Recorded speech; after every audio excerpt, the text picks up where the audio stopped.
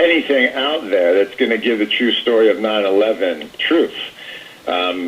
This is what's going to mobilize the population in America so that when another false flag terrorist attack occurs, whatever it is, whether it's bioterror, whether it's a mini nuke somewhere, people will see it for what it is and not be railroaded into a certain mindset like they were after 9/11. We're talking to Super Bowl champion, two-time Mark Steponski, five-time Pro Bowler. And he's, again, going public, not because it's fun, but because it's his duty. And I would venture to say, because he just said it, he knows that if we don't expose the tool of false flag, that mechanism, this military-industrial complex is going to keep doing it to hurt us. Just like in England, how they hunt pheasants. They beat pots and pans. They have beaters who push the birds out in a wedge so the hunters can shoot them when they get driven out. And it's the same thing. You want to attack Iran, you want to attack Iraq, you stage an event. You want to attack Egypt, you stage an event. They've been caught over and over, and they're going to continue to do this if we don't expose it. And that's why the courage of now thousands of prominent people that have gone public for 9/11 truth, and now all these architects and engineers and physicists is unstoppable. We're going to come back and talk about the fraudulent new NIST report with Mark Steponski, and then we're going to take your phone calls. Stay with us. We'll be right back.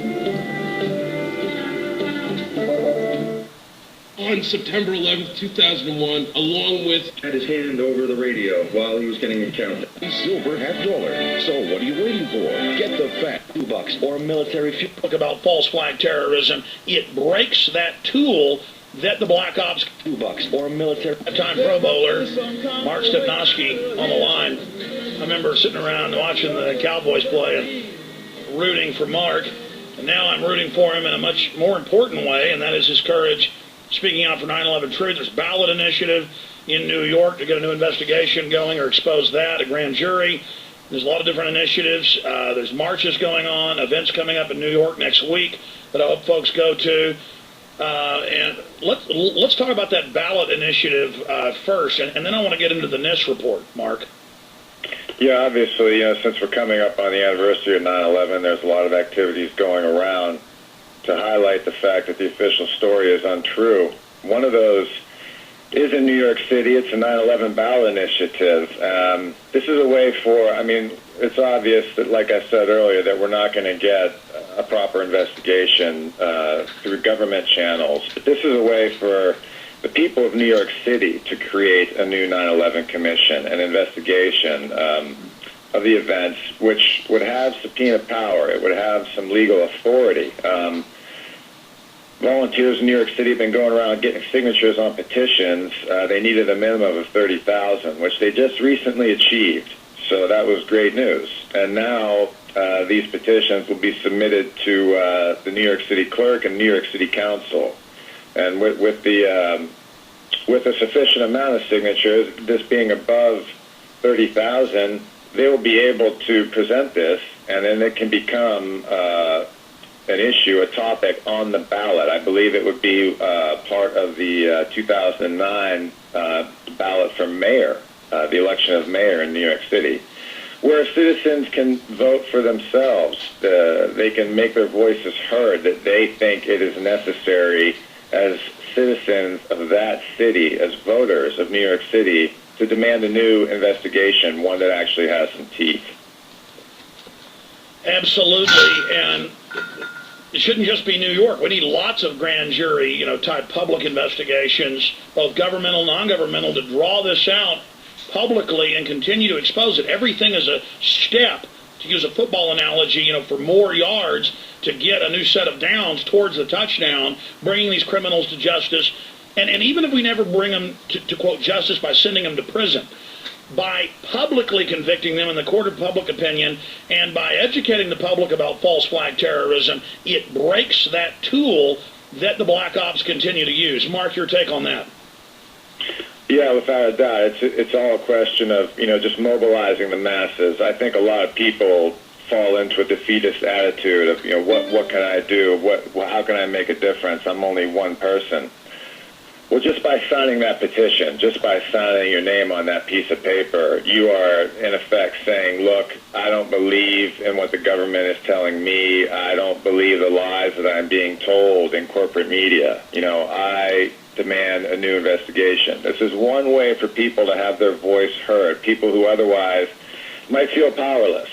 There's a lot of people in New York City. If a lot of them mobilize, it might be surprising what could actually happen. But I urge listeners of your show who either live in New York City or have family or friends there to let them know about this.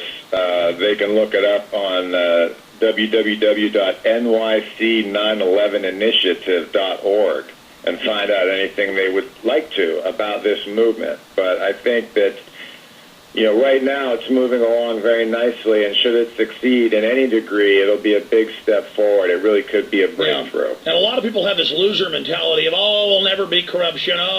There's no point. Ladies and gentlemen, we don't have a choice, number one. Number two, we're actually having an effect. The majority of Americans in major polls believe there's a 9/11 cover-up. There's hundreds of these polls. We're having an effect. Look how far we've come from myself 2 months before the attack saying I think they're going to attack the World Trade Center and blame it on their asset bin Laden, because I saw them preparing the public, introducing bin Laden. I knew their past history. I knew the FBI had cooked the bomb, trained the driver, given them the detonators, blocked local police in 93 with the first attack. I mean, again, look how far we've come from 9/11 that first day. Look how far we've come, thanks to people like Mark Steponski, Willie Nelson, Governor Ventura, Stephen Jones.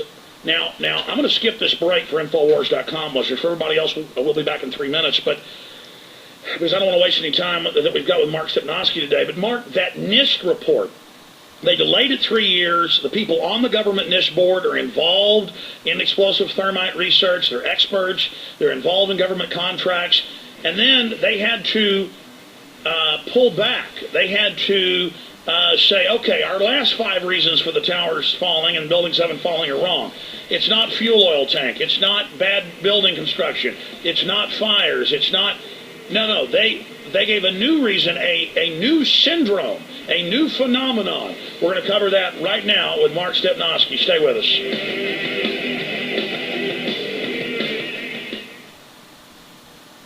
Okay, we're going to go ahead and skip that break, Mark. A few stations won't hear us, but I don't want to waste any time, and this will have a life of its own on the web. I mean, the NIST report now says thermal expansion did it. A new phenomenon, never before seen in 3 buildings in a row. They're now saying you may not even need a controlled demolition of a building. Just go light a few small fires. I mean, they're having to re-engineer reality, and insurance companies are having to change their whole view just to fit with something that never before happened.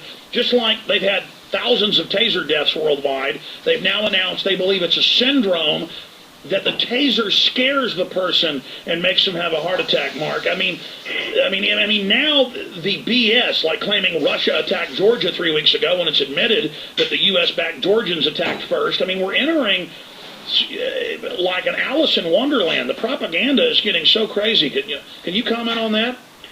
No question. I mean, we are living in Orwell's world now, where language has been entirely manipulated. Language has become, at least politically and in the media and news, we've seen language become a tool of obfuscation. It's been used to just confuse people. It's been used.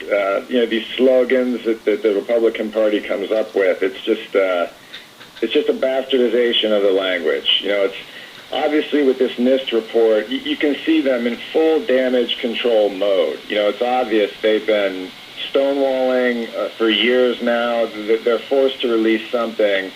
They have to come up with the least harebrained thing they can think of, and even that carries no weight whatsoever. Anybody who wants to, obviously you can listen to Stephen Jones, who's talked about thermate in the buildings. They can listen to a guy, Richard Gage, who is an architect for 9/11 Truth. You can get an entire scientific rundown of why the government's explanation is so far-fetched it's unbelievable. I mean, really what they're asking us to believe, it's exactly what you said. They expect us to discount every law of physics that we've ever learned or that's ever existed, and somehow just accept with blind faith these new theories they come out with that have absolutely no credibility whatsoever. Well, I think